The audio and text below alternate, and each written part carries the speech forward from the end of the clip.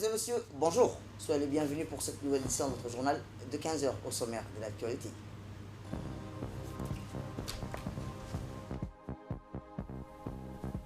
À la une dans l'actualité nationale, clôture de l'atelier technique sur l'harmonisation des traductions au ministère de la décentralisation.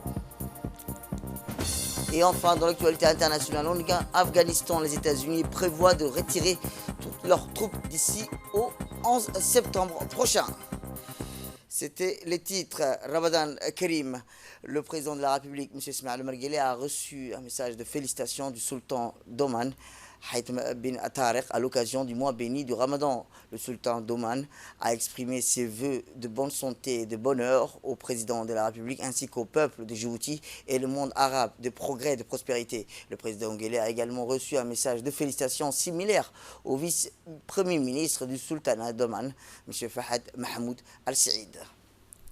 Eh bien, suite à la victoire éclatante du 9 avril dernier, M. Mohamed Barkhat Siraj et Hassan Yakhni, chef de village de Gudoru, tient à adresser au nom de tous les électeurs et électrices de la région de Tadjoura et au nom de toute l'équipe de la coordination et en son nom personnel, les félicitations les plus chaleureuses au président de la République, M. Ismaël Marguerite, avec un taux de vote avoisinant les 100% de la région de Tadjoura, et clairement affiché et exprimé son soutien sans faille et sa confiance en le leadership du chef de l'État, M. Ismaël Marguerite.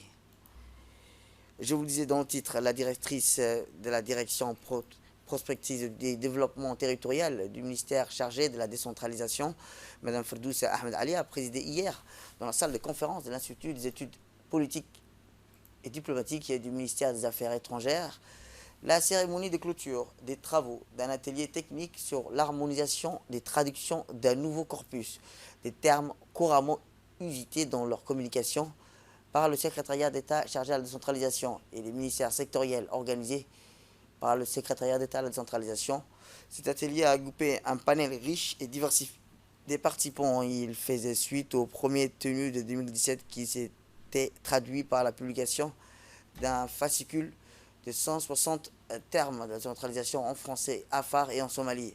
Dans un mot de clôture de cet atelier technique qui a vu pendant 2 jours les participants répartis en 2 groupes linguistiques afar et français débattre et s'entendre sur les traductions les plus appropriées d'une liste de plus de 360 termes d'usagers au courant de la communication. Le ministère sectoriel, la directrice Ferdousa Ahmed Ali a tenu tout d'abord à remercier au nom du ministère Hamoud Mohamed Alamis les personnes impliquées dans cette initiative pour la disponibilité dont ils ont fait preuve et pour l'engagement qui les a animés en vue de produire des résultats de qualité. Elle a rappelé que le ministère chargé de la décentralisation avait organisé une réunion de préparation de ce 2e atelier en février 2020. La traduction d'une centaine d'autres mots comme assiette fiscale. Et c'est une très bonne initiative du secrétariat à la décentralisation. L'esplanade de la mosquée du roi Salman à Djibouti a abrité hier après-midi une cérémonie dédiée au lancement du projet des denrées alimentaires du gardien de Saint mosquée roi Salman bin Abdelaziz pour l'année 2021 correspondant au 1442 Hijra.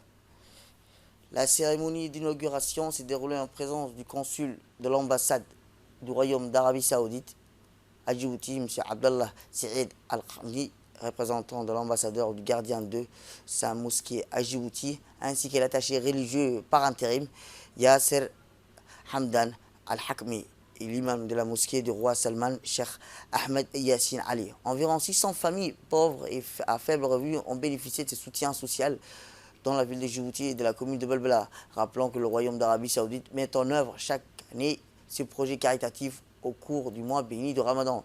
L'imam de la mosquée du roi Salman, Cheikh Ahmed Yassine Ali, exprime ses remerciements et sa reconnaissance au Royaume d'Arabie Saoudite sous la direction du gardien de sa mosquée, le roi Salman bin Abdelaziz, pour ce geste généreux qui contribuera à alléger les souffrances des familles vulnérables pendant le mois sacré du Ramadan.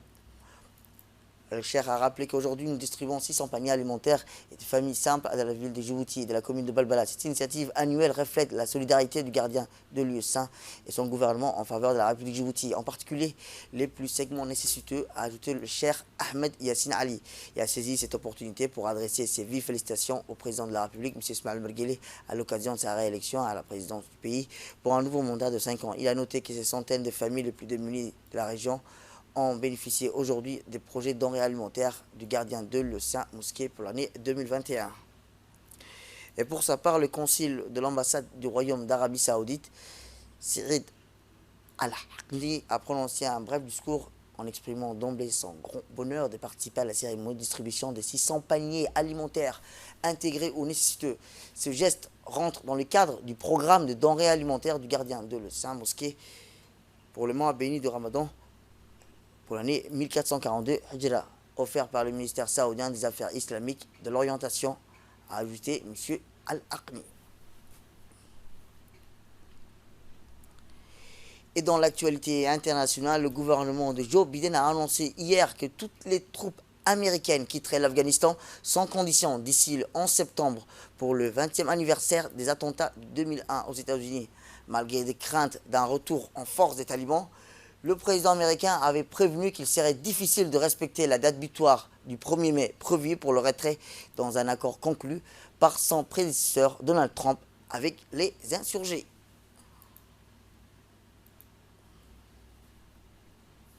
Et enfin, Berlin renforce son pouvoir sur les régions afin de lutter contre la manière plus rigoureuse contre la pandémie.